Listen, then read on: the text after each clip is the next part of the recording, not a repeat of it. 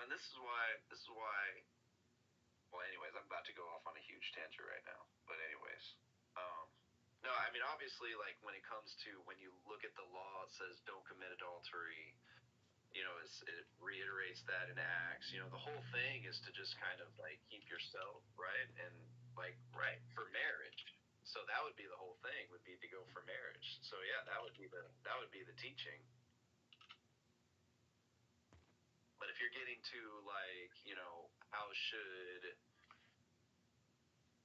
like how should that community be handled in the sense,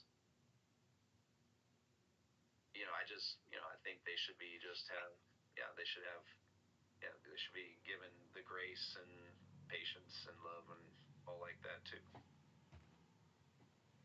He's establishing his own righteousness. That's what the scripture speaks about. Non-linear.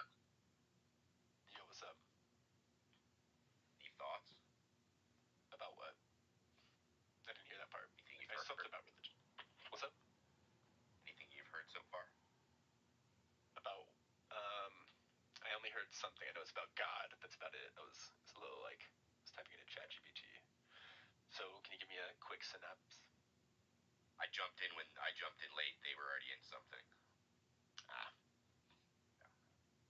Well, I would, all I know is when it comes to religion, God specifically, I think it's good to take the teachings, but I think for any individual on earth to claim that they have I have the answer to God due to some teachings that was passed down upon them, whether they have experience in their personal life, is not relevant, because we know that mass psychosis and mass adoptions of any belief, same thing with the placebo effect. We know it's very, very real, that if somebody is convinced that something is real or conditioned that it's highly likely, 84% of the world is religious. So statistically speaking, everybody on average is going to, more than everybody, or more than half, is going to have a religious experience, because your brain literally programs you. Everyone's telling me religion exists, therefore I'm going to cope by placebo effect, creating a religious experience. These two, everything's connecting. Oh my God, God.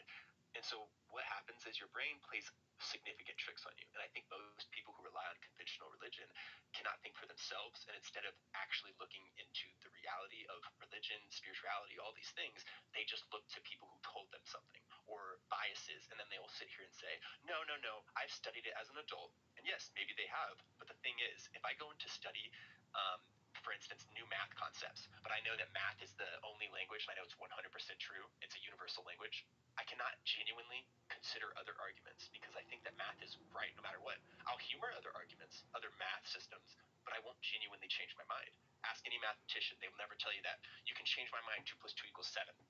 No, they literally say no, because it doesn't compute. Same thing when you tell a religious person, hey, here's some evidence.